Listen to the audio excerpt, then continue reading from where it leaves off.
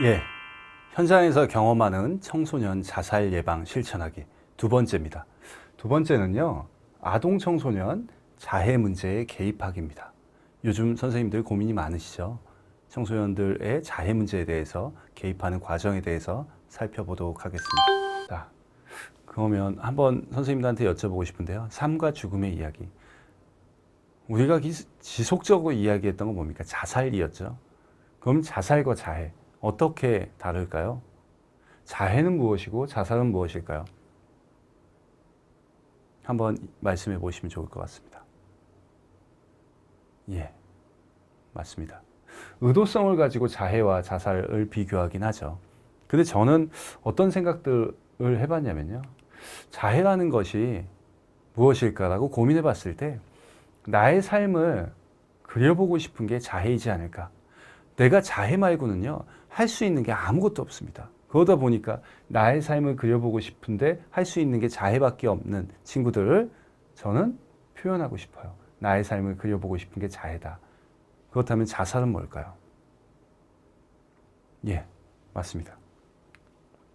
죽음을 꿈꿔보고 싶은, 내가 할 수 있는 부분에 있어서 죽음이라도 꿈꿔보고 싶은 게 자살이라고 표현해보고 싶습니다. 그렇기 때문에 자살과 자해에 대해서는 어떻게 이해하고 어떻게 표현하느냐에 따라서 약간 달라질 수 있을 것 같습니다. 보시다시피 트위터를 분석해 봤더니요. 자살과 관련된 감성과 자해와 관련된 감성이 약간 좀 공통적인 부분도 있으면서 상이한 부분도 있습니다. 뭡니까? 자살과 관련된 감성 분석을 했더니 긍정적인 측면의 단어가 하나도 나오지 않아요. 근데 뭐죠? 자해는 폭행, 질환, 우울, 나쁜, 비난 뭐 이런 것들도 있지만 아주 작지만 좋아하다 또는 존중한다 뭐 이런 것들이 나오죠. 그렇기 때문에 자살과 자해에 대한 감성이 약간 다를 수 있다. 감성 분석을 통해서도 확인해 보실 수 있을 것 같습니다. 자살과 자해는 앞서 제가 말씀드렸다시피 의도성입니다. 자해라고 하는 건 비자살성 자해, NSSI인데요. 죽음을 목적으로 하고 있지 않아요. 목적성이 다릅니다. 그렇기 때문에 고의적으로 자신의 신체 조직을 손상시키는 행동을 자해라고 이야기합니다.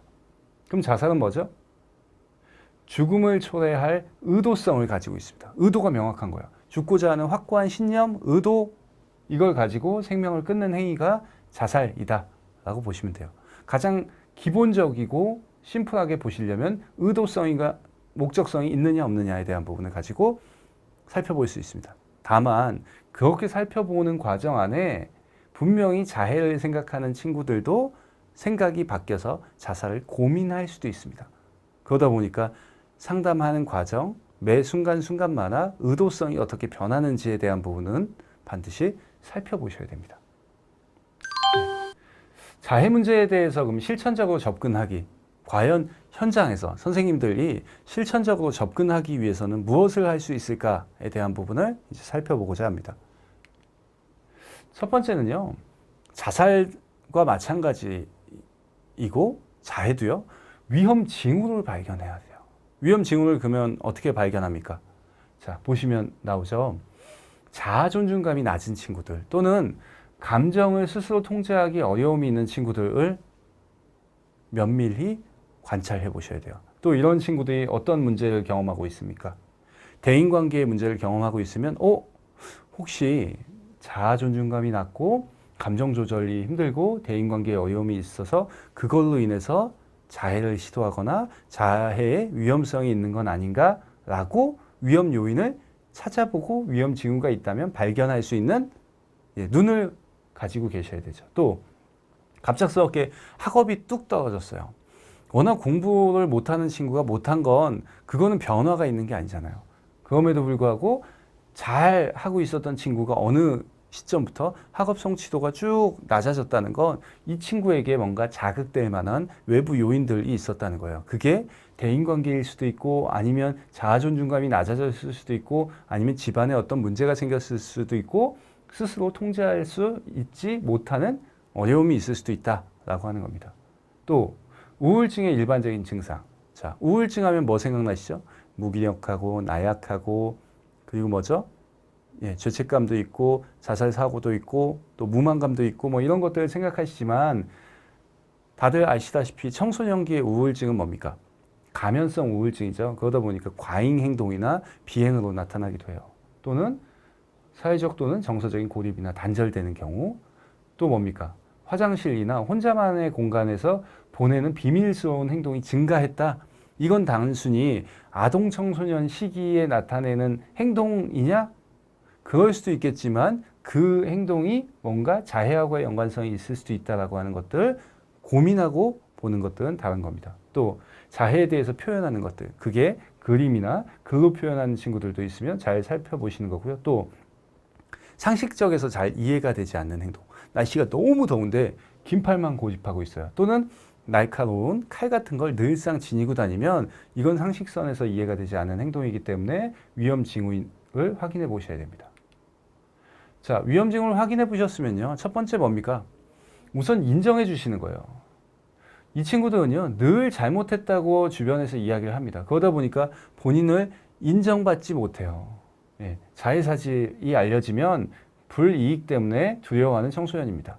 이 친구들이 자해를 했다라고 하는 결과보다요, 자해를 한 이후에 대해서 듣는 것들, 그러려면 인정해야 되겠죠. 많이 힘들었겠구나. 지금 자해를 했을 때 어떤 부분이 많이 힘들었는지 이야기를 좀 들어볼 수 있을까? 라고 해서 충동적인 감정을 낮춰주는, 그게 제일 중요합니다.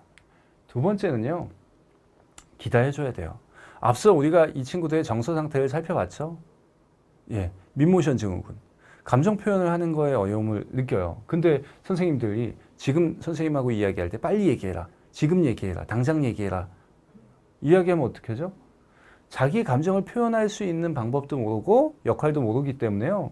긴장도가 높아지기 때문에 무슨 말을 해야 될지 몰라요. 이 친구들한테는 원하는 만큼 조금 기다려주고 지금 그런 마음의 준비가 됐을 때 선생님한테 표현해라 라고 하는 것들, 언어적, 비언어적인 메시지로 보여주는 것들도 중요합니다. 세 번째는요, 현재의 상황을 받아들여 주시는 거예요. 뭐냐? 지금 당장 심각하게 손상되어서 진짜 신체적인 손상이 크지 않은 상황에서는 무조건 병원 가서 입원해 라고 하는 것보다 뭡니까? 많이 좀 아프겠구나. 근데 이 부분에 있어서 같이 어떻게 해결하는 게 좋을지 이야기를 나눠보자 라고 하는 것들을 표현하는 게 좋고요. 여기 나와 있는 것과 같이 상담자가요, 자해 시도한 흔적이나 상처를 보고 너무나 경멸하는 표정들 같거나 아니면 무조건 이 친구의 이야기들도 안 듣고 그냥 막 두렵다고 이야기하면 청소년이 무슨 생각하냐면 선생님들도 나에 대한 모멸감을 느끼고 있고 나에 대한 이런 모습이 불편하구나, 나는 선생님한테 죄인 같은 존재이구나 라고 느낄 수 있기 때문에요, 너무나 큰 거부감이나 두려움은 상담자를 긴장하기도 하지만 내담자를 긴장하기도 합니다. 그래서 현재 상황을 받아들여 주시는 것들도 중요합니다. 자, 그러면 의도 파악과 평가의 중요성은요, 우선 자해에 대한, 자살이 아닌 자해에 대해서 개입하기 위해선 공존 질환, 그와 유사한 몇 가지의 질환과의 연관성이 있는지를 먼저 파악하시는 거고요. 그 다음에 뭡니까? 우울 증상으로 인한 자해인지 아닌지 살펴보시는 거, 또 이 친구들이 학대를 경험했거나 어떤 트라우마, 심리적 외상을 경험했다면 PTSD를 경험할 수도 있거든요. 그 증상으로 인한 자해가 아닌지 또는 양극성 정동장애로 인한 자해가 아닌지를 먼저 확인해 보셔야 돼요. 또 이런 것들을 확인해 보셨다면 비자살성 자해에 대한 개입을 하기에 앞서서 이 상황에 대한 증상을 먼저 해결한 이후에 자해에 대한 개입을 하는 게 맞습니다. 이런 것들이 없는 상황에서 비자살성 자해를 했다면 그때는 비자살성 자해에 대한 개입을 하는 게 적합하지만 앞서 증상이 있다면 그 증상에 대한 개입을 먼저 하시는 게 중요합니다.